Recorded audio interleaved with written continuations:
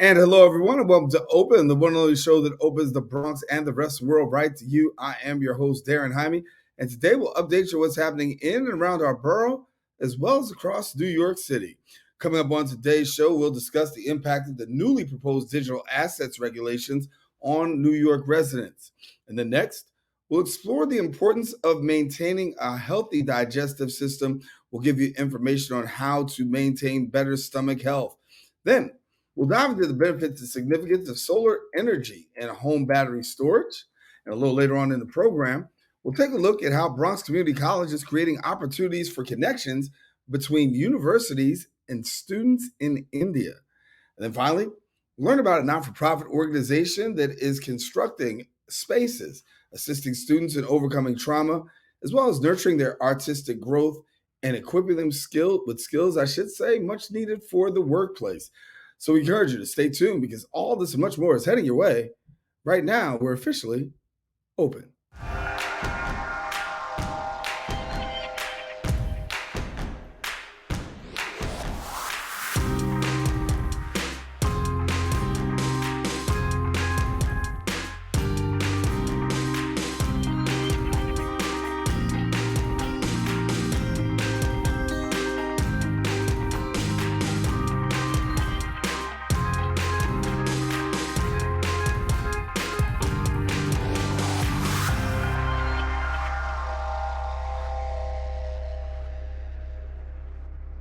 And hello, everyone, and welcome to Open. I am Daren, Jaime. We thank you for joining us here on BronxNet Television. As always, you can catch Open every week here on BronxNet. And then we also want to welcome our viewers who are on the Manhattan Neighborhood Network, as Open is simultaneously broadcast on the MNN channel. We invite you to stay connected to us on all of our social media platforms at BronxNet TV, and of course, our website at bronxnet.org. Well, some things have been going on through the course of the past week. We'll take you through it with our Bronx updates.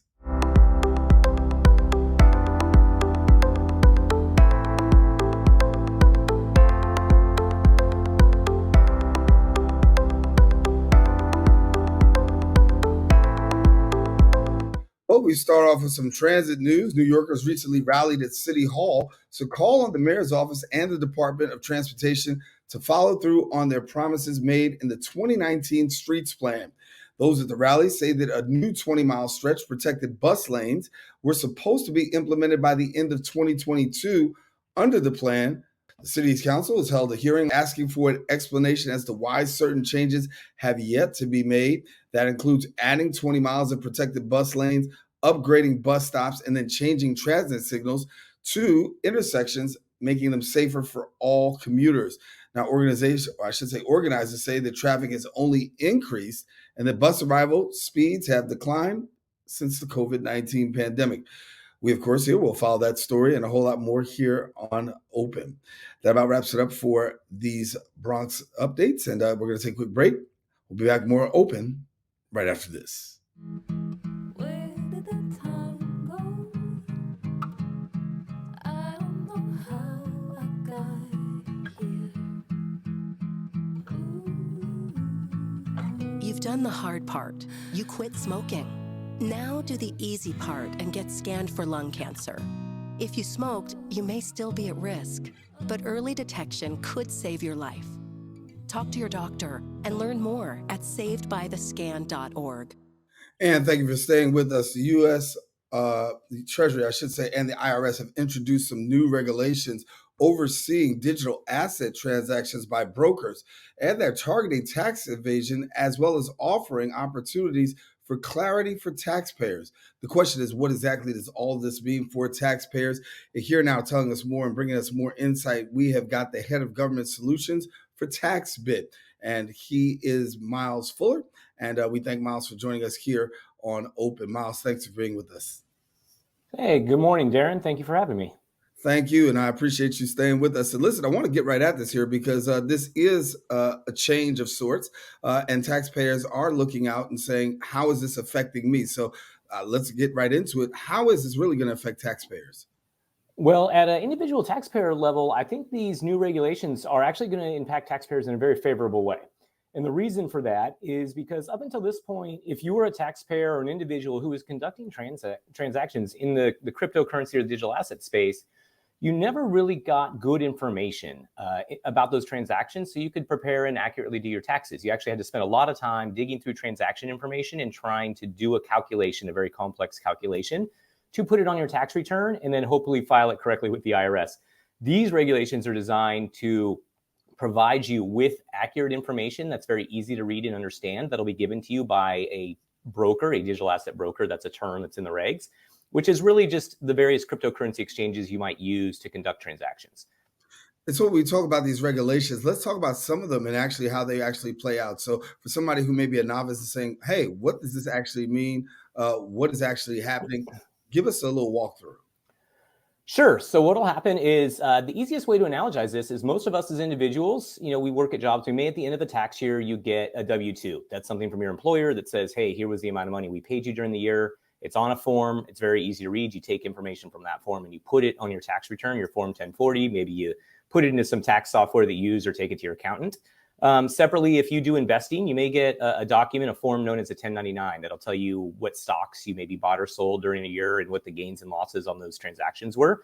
So really all that Congress is doing here and what the regulation package is providing individuals with those same type of documents. So it's just an informational document that'll tell individuals, here's what you bought and sold during the year with respect to cryptocurrency. And you can take that information and just plug it right into your tax return or give it to your tax preparer and then be ready to go and file in your tax return. So how do I go about managing my assets given the fact that these new regulations are out there? I don't think anything really has to change on an individual taxpayer end. There are going to be one thing that comes up is with cryptocurrency, due to the nature of it, some of those assets may be managed through other custodial institutions. So these would be exchanges, the Coinbases or Krakens or Geminis of the world. And some of those and cryptocurrency has the ability for you to manage those on your own in an individual unhosted wallet. And so you'll still be doing those. The forms you're going to get in this scenario are going to be the ones that the stuff that's managed through some sort of custodial or institutional thing, not the ones you manage on your own. So if you do have stuff that you were managing personally in an unhosted wallet, you would still need to be careful to track that information yourself. But for stuff that's managed by someone else, you'll be expecting to get this form. We talk about business owners and how they're actually affected. They're going to ask the question too, how does it affect them, particularly when it comes to cryptocurrency? Yeah, so for business owners, there's going to be a change here. Most business owners up until this point in time, as I mentioned, haven't provided really any information in a specific format to their customers. A lot of times they just make available the ability for a customer to export or download transactions from the business owner's website, whoever did this transaction. And so that's what's going to change. There's going to be a little bit of an investment on the side of businesses that operate in this space and provide services that enable other customers to trade or buy or sell cryptocurrencies. Those businesses will have to change a little bit how they operate to accommodate and be able to prepare and create these forms so they can give them to their customers and also provide a copy to the Internal Revenue Service. Is there a way per se to get ahead of this? Know these new regulations are out there. How does an individual say, hey, I want to get ahead of this? Sure. From an individual standpoint, they can obviously start tracking their data now. They can download stuff they have. From a business standpoint, because that's really where the burden is going to land for this, the businesses can now start talking to places like TaxBit. One of the services we offer is enabling businesses to prepare and provide these forms to their customers. So they could always reach out to us at our website, taxbit.com.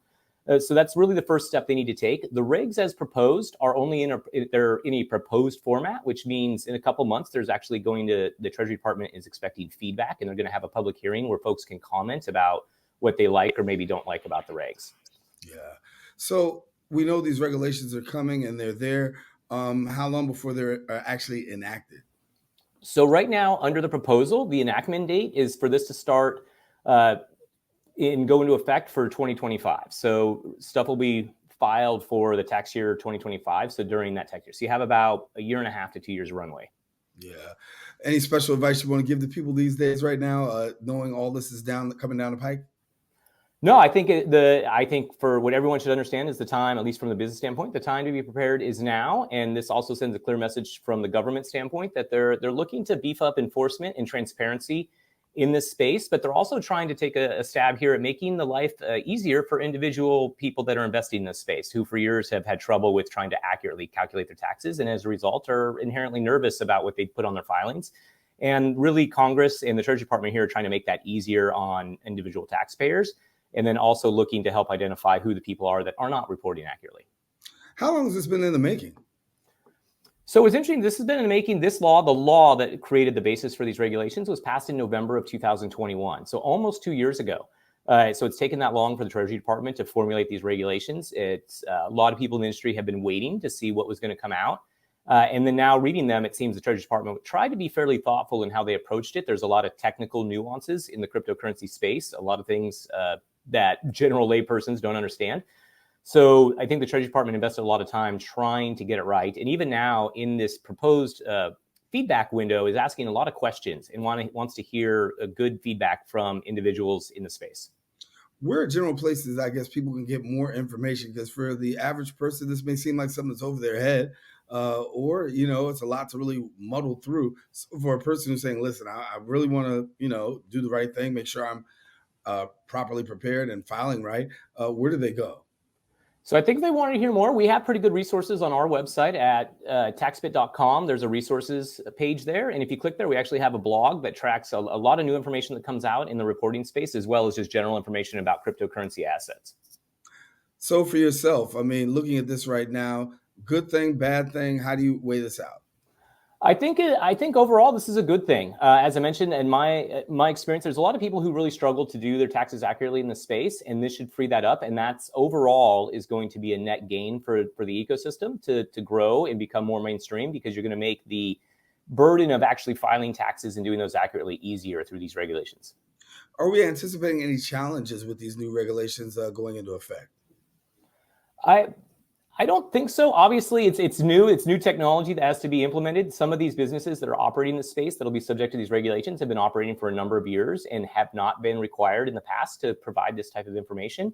So those businesses now are going to need to change and adopt their systems. So that's obviously going to require a little bit of investment from those businesses, and that's going to be a little bit of a pain point.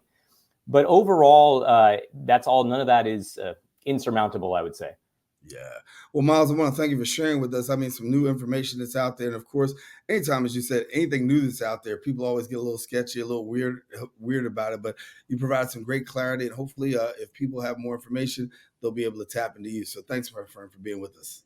Yeah, no problem. Thanks for having me, Daren. All righty. Miles Fuller, our guest here on Open. Now, if you want more information, please don't hesitate to visit the website at taxbit.com. And there you can get all of your questions answered. I'm Daren Jaime. We're going to take a quick break here on Open. We'll return right after this. We all know what it's like to feel alone. But it just takes one new connection. Want to get out of here? To empower many. This is unbelievable. It doesn't take a superhero to bring forces together. We all have the power to reach out. Let's go! And help someone feel like they belong. Pretty cool, huh? We are stronger together. Well, welcome back to the show. As we enter the month of September, it is also Love Your Gut Awareness Week. Exactly what is that? Well, it's a time actually that's crucial to reflect on actually healthy gut, ignoring also the stomach and digestive issues or failing to recognize the potential impact that it has on your health can lead actually to more serious health complications. And so the question is, what kind of steps can you take to ensure and promote a healthy stomach? And joining us now and sharing more, we got the Director of Women's Digestive Health Center at Gastroenterology Associates of Brooklyn, Dr. Kayane Hanna-Hindy. And thank you so much for being with us. Thank you. Thank you, Daren, for having me this morning, and so excited to be part of this conversation. Well, I think all of us really have a desire, if you will, to have a healthy digestive system. But we know that so many people have been impacted by not having a healthy gut. What are some of the things that we probably need to be talking about right now when it comes to really ensuring that we're taking good care of our stomachs? There's no question about, health maintenance and, following up with your practitioner. And if you're having any gut issues, definitely discussing it. And very simple, taking simple measures on a daily basis is our diet. I mean, consuming a diet rich in fiber and avoiding the fatty meals and the fast food and exercising and limiting our alcohol intake, and trying to take more of a stress-free measures if possible. Simple things, just to start off in our discussion, can truly take a toll and improve our overall digestive health. And what are some of the causes of bad digestive health? I mean, obviously, people are eating and they're doing a lot of Yeah. things out. What are some of the major causes that you're actually seeing come across your way? I mean, just to say, Darren, it's such a common discussion. I mean, over 60 million people suffer with digestive issues, gut issues, and unfortunately, more women than men are affected. And there are many risk factors. I mean, the most common being is environmental and our stress and our lifestyle. And as you mentioned, our eating habits. Our eating habits are a true reflection of what can predispose to gut issues. In our practice, in my practice, the most common being acid reflux. If we're consuming a diet so rich in spices and, on the go and acidic products, you're going to suffer with indigestion, with heartburn. Your bowels may be not so regulated if you're not consuming a diet rich in fiber. So these are just simple modalities, simple changes we can take, and really making the right choices that can help us feel better and kind of take a more preventative approach before things kind of transpire into something more alarming where patients have to come in and be discussed and be assessed. Yeah. So here we are, and it is Love Your Gut Awareness Week. And for a lot of people out there, never heard of it. I got to be honest. I've heard a lot of things going on in the month of September, but Love Your Gut, kind of new Yeah. here. So what's going to happen during Love Your Gut Awareness Week across the state and nation? I mean, Love Your Gut is truly just empowering the community, talking about good digestive care. That's really what it is, and promoting the right measures that we need to take as individuals to take care of ourselves. So, simply speaking, as I've mentioned before, sure, making the right food choices, limiting alcohol, exercising, getting good stress, that's one factor, but more so getting yourself checked. Don't underestimate any symptoms. If you're feeling bloated, if you're feeling gassy, if your bowels are not the usual, consistency, if you're seeing any alarming symptoms, blood in the stools, please take that. Don't overlook these concerns and make that phone call to see your practitioner. And of course, we're going to get to that month, and we're lucky in my field to have a month designated for colorectal awareness. But please be proactive and make sure you're getting screened for colon cancer. The guidelines are 45 and above for everybody unless they have any signs or symptoms that warrants an investigation sooner than that, because colonoscopies save lives, and colon cancer, if detected early, can be truly life-saving.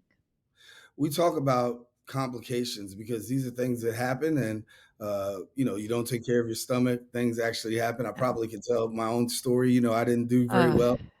Ate a lot of red meat and ended up with diverticulitis. So no, uh, Darren, no, Darren, we got to cut off that red meat. that was years ago. I have learned my lesson. I mean, one surgery later, I have learned my lesson. But I do want you to take the time to talk a little bit about some of the complications because we do avoid them. And I mean, for myself personally, I mean, just being Oh, yeah. transparent, there were things I probably could have did, and I just avoided it. I said, oh, well, whatever, whatever. And it was only after the situation got progressively worse, I looked at something Right. that was actually preventable. And I think that's really the message that you want to send is a lot of the stuff sometimes is actually 100%. preventable.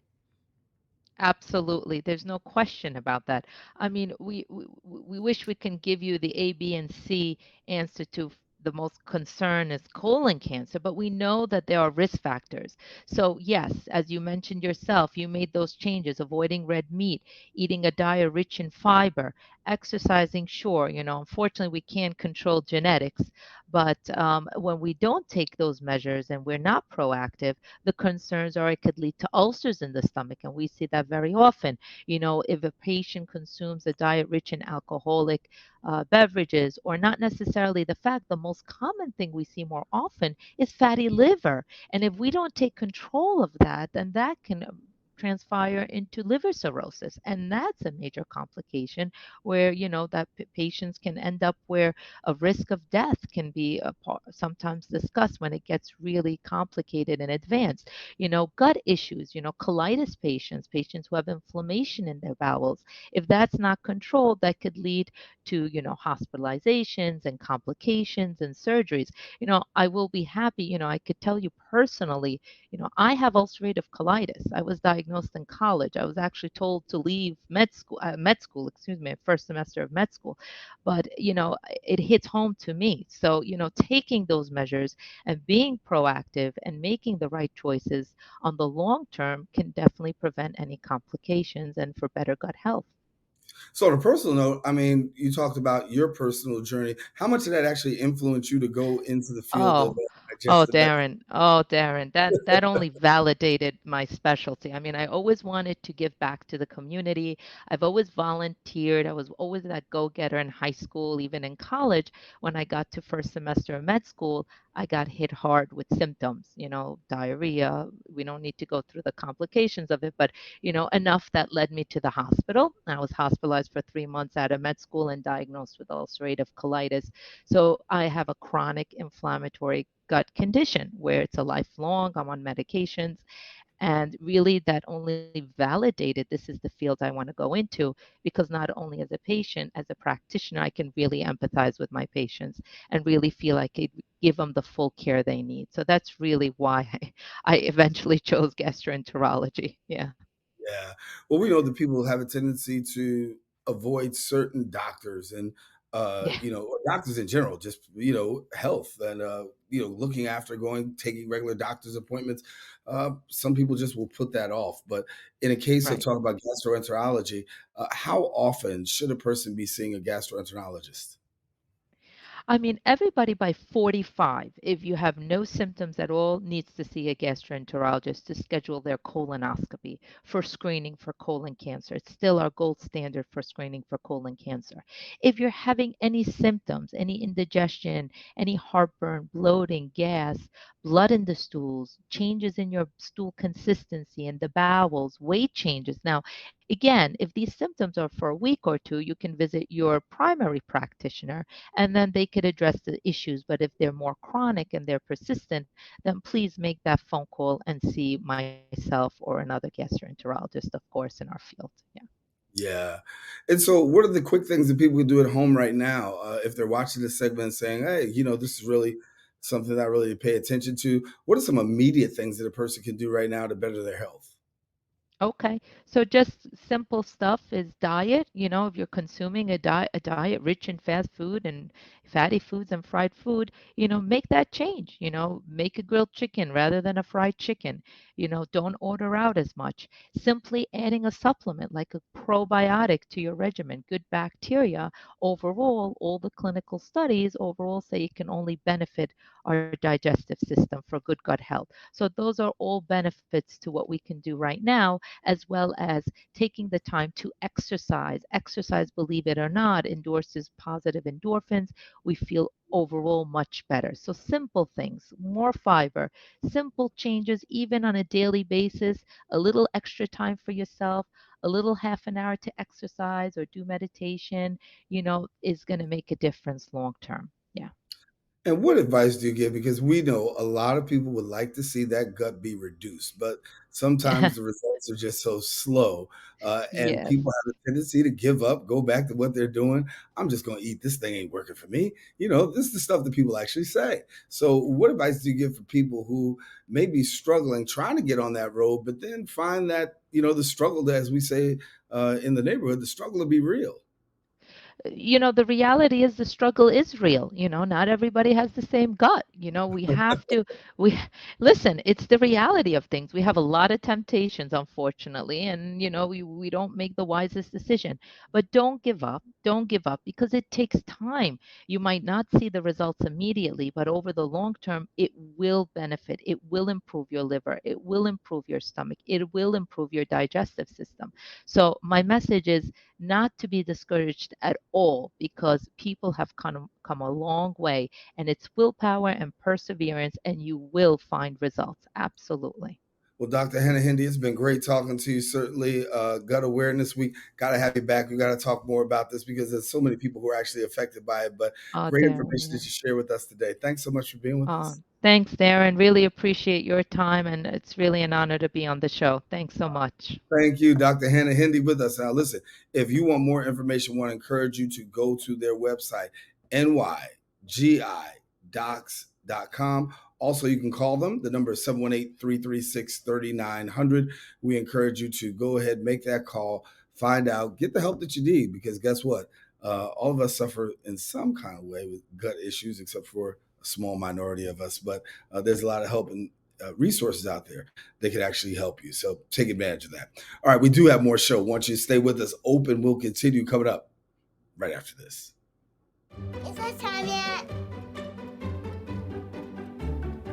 It's time. Let's start time for dinner. Oh, terrific. Pasta dinner. Donating pet food is one of the many ways you can help families in your community. Pets and people belong together. Learn more at petsandpeopletogether.org.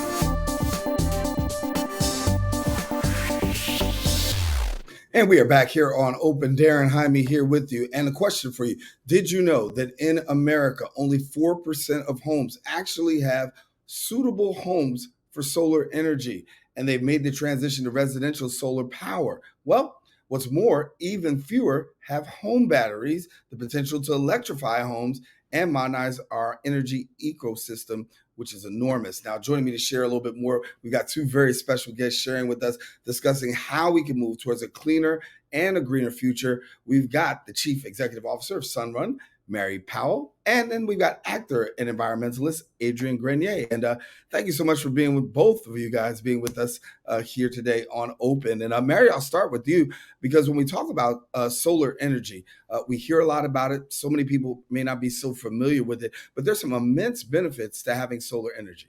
Yeah, for sure. It's so nice to be with you today, and it's always wonderful to be with Adrian, such an important customer and partner here in this customer-led revolution to a much more affordable, resilient way to power your home and your life. And really, you know, there's over 78 million homes in America that are part of the potential addressable market for solar and storage technology, and even more actually for the storage technology. But really fundamentally, what we do, Daren, is we provide customers with the opportunity through really a clean energy subscription kind of model with no money down to adopt technologies that can save them money, make their home more affordable, resilient, make them like power right through utility outages. So it's really transformative for so many Americans. And what you're seeing is the adoption is picking up all over the country. Well, one of those Americans we've got with us right now, and that's Adrian. And he's actually had a strong commitment when it comes to dealing with solar energy, making the choice yourself for opting into solar energy in your very own home. Why did you make the choice, and why do you feel so committed to this? Yeah, it's a 20-year strong commitment. I got my first panel back then, and I had to actually reach into my pockets and pay outright. But now with the incentives and the no money down, and now the batteries, it's just a no-brainer for people to actually adopt solar, because it gives you an opportunity to not only have cheaper energy costs, but also store the energy so that you can be more resilient. And it's basically decentralizing your energy source so that you're not reliant on the grid. And at the same time, you can make money if you sell it back to the grid at that. Yeah. And so, Mary, talk to me about this, because how do we see families in the near future? I mean, are they opting out? I mean, I should say, are they opting towards this? And, when you talk about seeing energy in a new kind of way, how do you see American families looking at this now? Well, more and more American families are making the transition simply because, to Adrian's point, you can, in most cases, save money and you can have a much more resilient home. So in many ways, we feel like at Sunrun, we're selling peace of mind because we are foundationally providing customers all across America with the opportunity to generate and store their own energy. And also Sunrun provides things like EV charging. So as more and more Americans are adopting electric vehicles, they're also becoming aware of, oh my gosh, like now if I can generate my own energy in a more affordable way to power my vehicle and power my life, that is really a win-win for them. Yeah. Adrian, as I said in the intro, that, you've been very outspoken, a community advocate for this, and really speaking out and saying it's necessary for a greener and a more sustainable future. What can a community do and individuals do to really join in on raising their voice and being a part of sharing in this major initiative that's going to really transform America and the world? Yeah, well, I've always said that self-care is earth care. First and foremost, take care of yourself. Get out in nature. You don't have to take the weight of the world on your shoulders all the time. There's a lot going on, and you got to take care of yourself because we need your energy and we need your lifelong commitment to a greener future. And once you've done that, once you've taken care of yourself and you've leveled up, then you can start making better choices. And one choice you can make is solar, which I think is a great option. And as you mentioned in the opening, only 4% of homes have actually used solar. And so that means there's 96% of homes that still can actually adopt solar, which means we're actually in a potential opportunity where there's only up from here. Yeah. Mary, I'll go with you for the last question before we break. And I just want to ask for those who are in our audience, want to know more information, get more connected. What are some of the best ways that they can go about doing this? Adrian's made the leap, but there's somebody else out there who wants to make the leap as well. Yeah, I mean, for sure, they can go to our website to get all sorts of information on how to make this move. And we're in neighborhoods and with customers all across the country. So many first-time homeowners, so many people that are now seeing the benefits of how this can bring a more affordable lifestyle for them. So yes, you can go to the Sunrun website. Well, Mary, Adrian, we want to thank you so much for being with us. I think it's great work that's going on, and we got 4%, but hopefully by next time we meet, we'll have that number increased by more, and hopefully this interview will definitely draw more people to doing that. So thank you both for being with us. Thank you. Thank you. All right, y'all have a good one. Thank you, Daren. All righty, now for more information, this is what I want you to do. You go ahead and visit the website, sunrun.com, and then also call them 888-GO-SOLAR, and then you can get all the information that you need. As we said in the beginning, only 4% of American homes are actually solar, and that number looking to rise. And with people like Mary and Adrian, the voice is definitely being made clear. All right, we're taking a quick break. We've got more open. Don't go anywhere. We'll be right back right after this.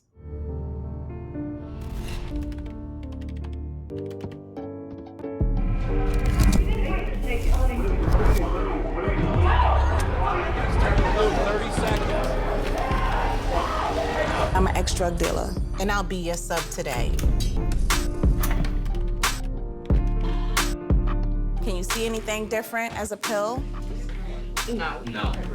You don't know?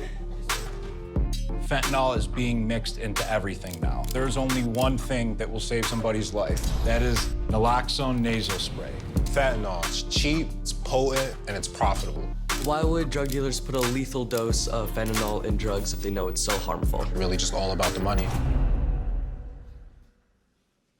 I just didn't realize that one pill could change your whole life. More kitchen now.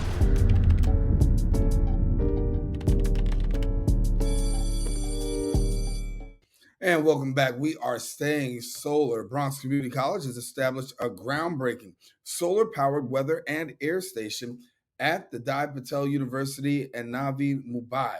Now, the project actually demonstrates BCC's dedication to educational partnerships with Indian institutions and represents the first initiative of its kind known for persistent air pollution challenges. Now, joining us and sharing more, we've got Bronx Community College's Department of Chemistry, Earth Sciences, and Environmental Sciences chairperson, Dr. Neil Phillip. And then we've also got lecturer Paramita Sen. We've got engineer I should say, engineering science student, Danique Spencer, and dietetics and food nutrition student at Marana Pratap University of Agriculture and Technology in India. And I'm going to pronounce her name wrong. I think it is Mirikana Trivedi. You tell me first. How about that? It's Mriganka Trivedi, sir. Hello. How are you? I don't mess it up. I can't mess it up any further. I do well with pronunciations, but I blew it today. Thank you so much for being with us and sharing. Thank you, sir. Good. Dr. Neil, I want to start with you. First of all, the opportunity to bring solar to India and then also this partnership has been very great.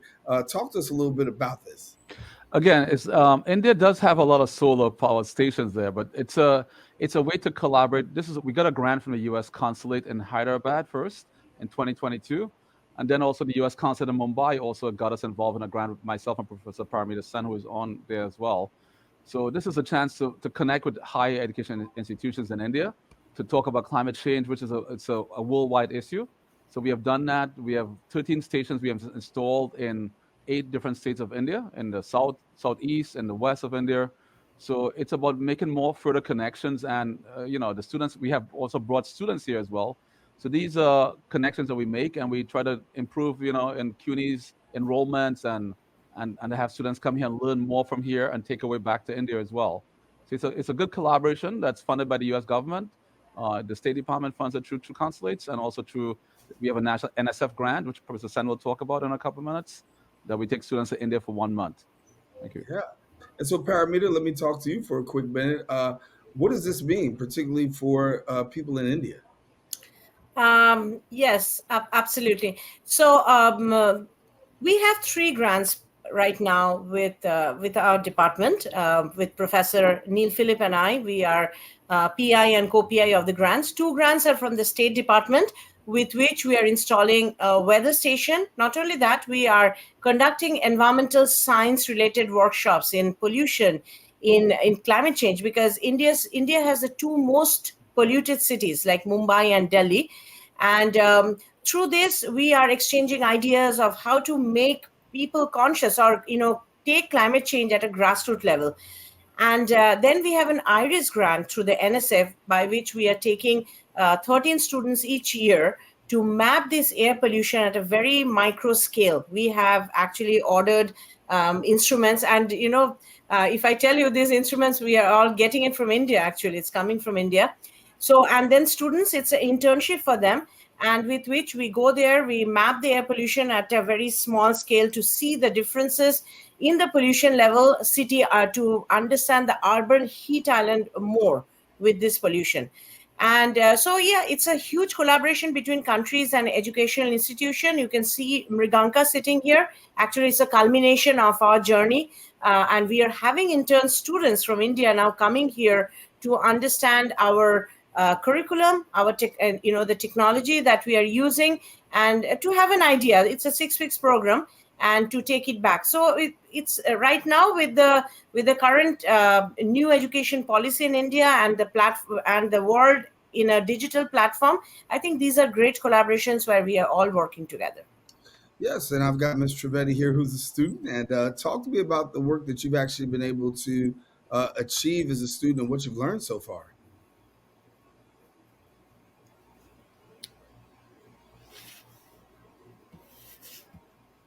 Did I lose her? Hello, sir. Yes. Yes, sir. So, first of all, in New York City, this is our first time here, and we had a lot of exposure and many experiences. Some were really good, some were overwhelming, and we got to learn a lot of things. Like the other day, we visited the Governor's Island for the Billion Oyster Project. That's a really good initiative by the Harbor School, and as we know, oysters are really important for the environment, and we need them as natural filters for the environment. So they're planning to develop 1 billion oysters by 2035, and that might really help in filtering and cleansing the environment.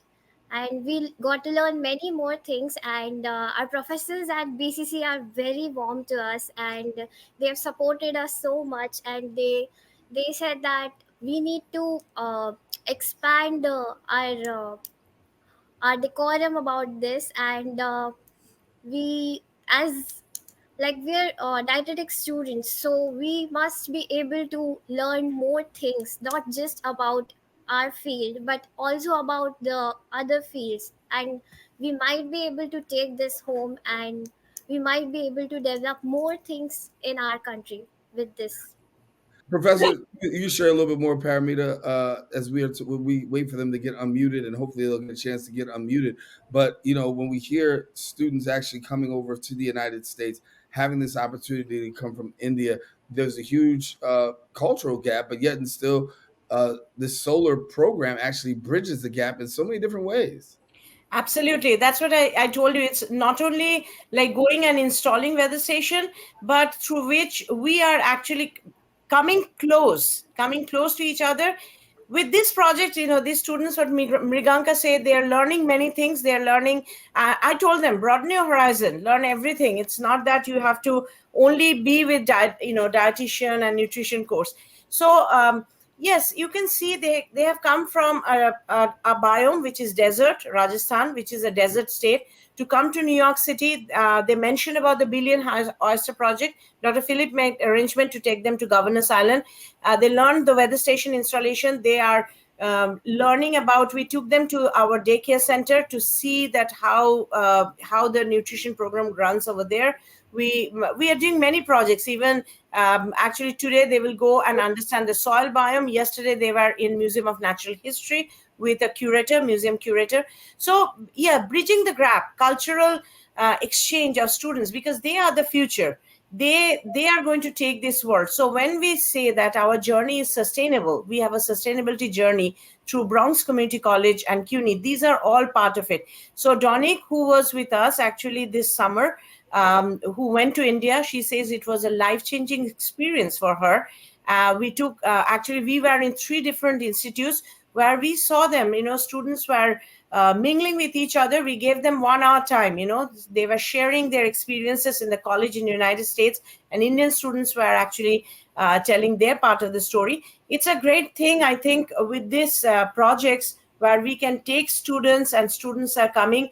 A huge collaboration, which I'm thinking like at this time in the world, in the 21st century, where we are talking about world as a single platform. This type of initiative should be more, I think, as educators. Yeah.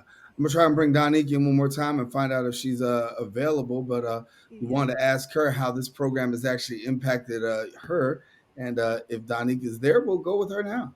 Yes, I'm right here. Great. Thank you. Okay, so this program has impacted my life tremendously because I'm able to not only help other people, but people from low means. So, like the device, the weather station, give access, give the everyday person in like places like Goa, Eco Village, and elsewhere data um, that can impact their life, inform their life. For example, in Eco Village, they were farmers. Data is gonna help them to make sure that their produce is good, so that they could have adequate resources to provide for them and their families. So I'm just so excited that I got a chance to be a part of that. Yeah.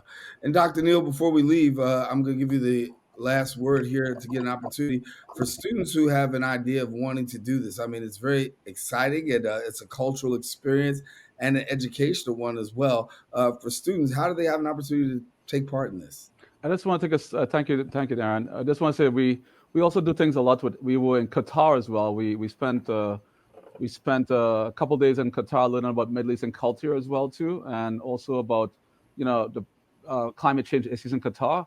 And we've also been to Australia. We have things to Australia, to India as well, to Spain and Mallorca, Spain. So there's a lot of opportunities, and students. We take students from. We are one university in CUNY, so we always encourage students from all the campuses to apply for our programs. We send a broadcast out to all the schools, and students apply. Last time we took them in January, we had students from 6 different campuses in CUNY.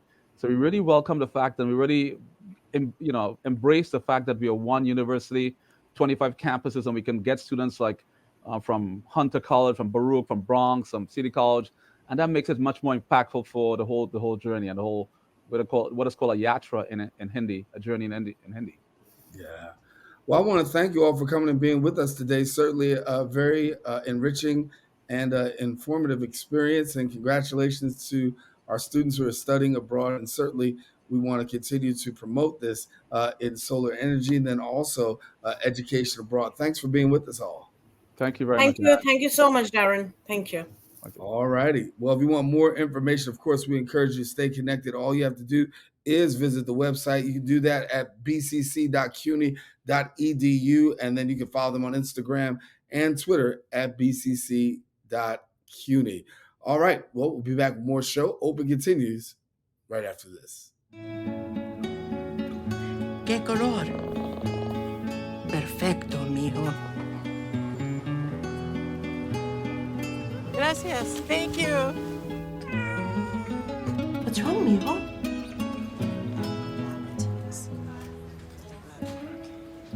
Donating to a pet's medical care is one of the many ways you can help families in your community. Pets and people belong together. Learn more at petsandpeopletogether.org.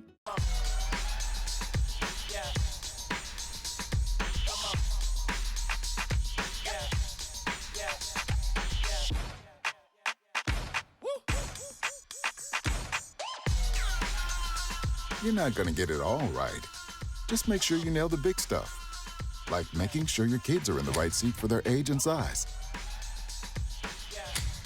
Get it right at nhtsa.gov/the-right-seat.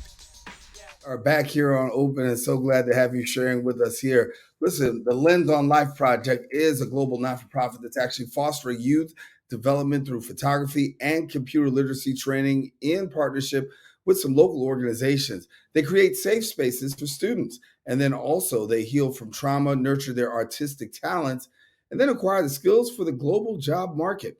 And joining me now and sharing more and providing further insight is Lens on Life's teacher, Niga Salam, and then we've also got student Tyrese Nacho. We've got also co-founders Sam and Jack Powers, and great to have you all. Good to be here. Good morning, sir. I guess I'll start off with Sam and Jack. This is an opportunity, I actually said, as you said, to, use some very digital means, photography, then also you got computer literacy, but you're also doing something in terms of transforming lives as well.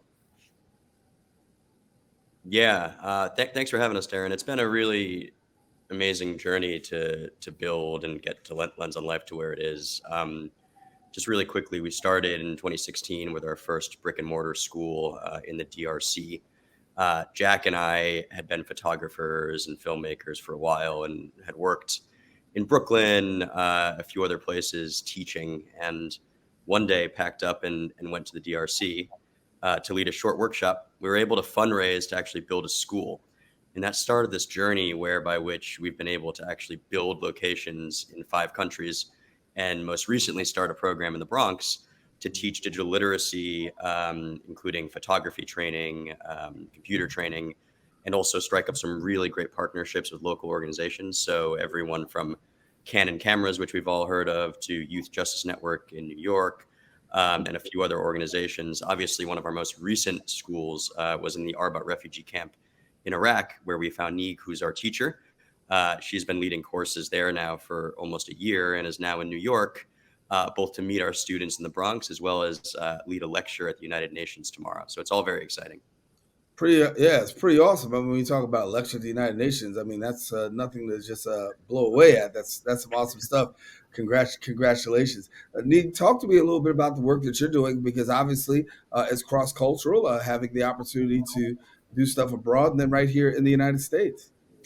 Well, thanks for having me first. And I've been working with Lens on Life for almost a year now, and it's been an amazing experience because I am teaching a group of youngsters in the Arbit camp in Iraqi Kurdistan, and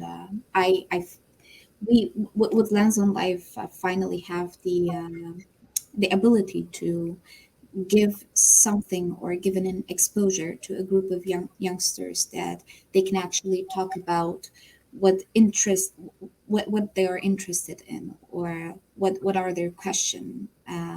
It's because like most of the time, I mean, the other organizations, or like, not to take away from the important works that they do, is like just these young people in the refugee camp only being perceived as refugees. But now with Lens on Life and being able to, well, while we are covering the technical part of photography, we are also like soon will have an exhibition to exhibit the work that they have been working on, the project that they are working on, the things that they're interested about, or they care about, or they have question about, which I think has been an amazing experience for me, and well, for the students also. And I am here now in NYC. I'm very excited to give a lecture.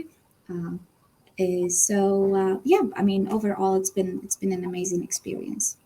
And I got Tyrese here too, who's a student and has taken advantage of the program. Talk to me about how the program has actually, impacted your life. Wow.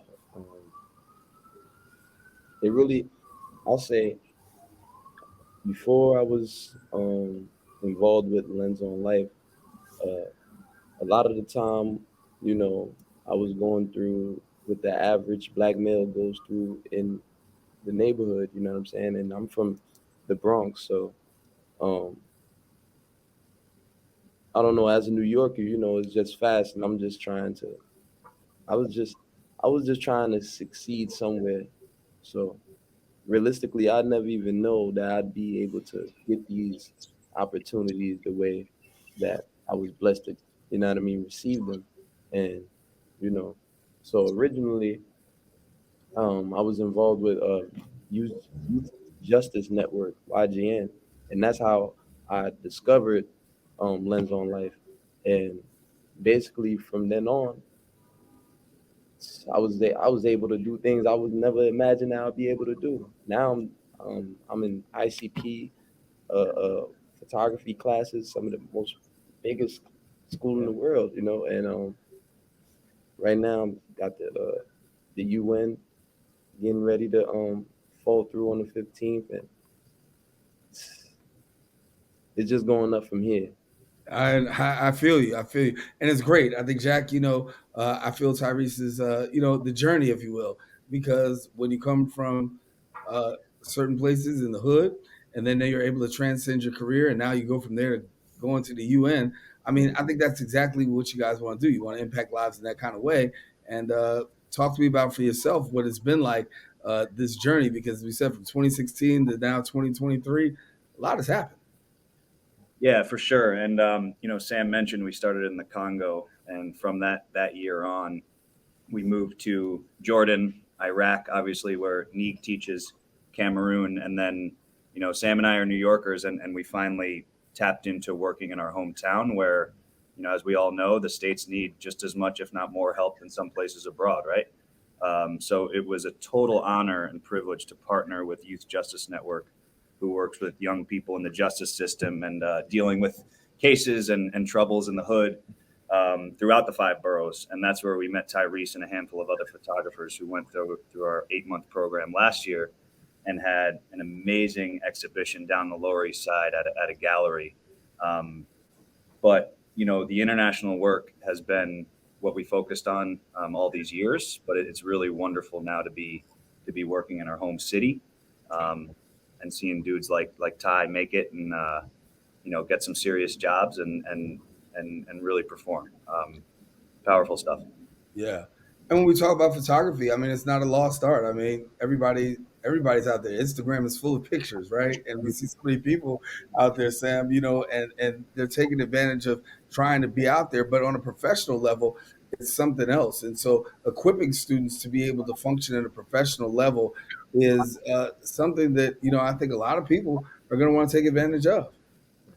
Yeah, exactly, Darren. And one thing that we've been blessed to be able to do is provide, at least in the New York program, all of our graduates with a Canon camera that they can exit the program with and use professionally. So Tyrese, for example, will be working as a photographer starting on Friday at the UN in and around the General Assembly, obviously one of the biggest events in the world, which is incredibly exciting. Our students in the Arbot camp who are learning under Neek will be getting their own cameras so that they can begin their journey. And as we recruit more and more students, and build our programming, this is a commitment that we want to make to be able not only to equip students with the knowledge that they need to get there, right, in terms of digital literacy and photography, learning from worldwide experts, et cetera, but also to be able to leave the programs with a piece of equipment and a piece of training that they can use to then, become photographers professionally, whether they want to or not, and it's been an incredible journey to see Ty and others in Iraq, for example, grow and thrive.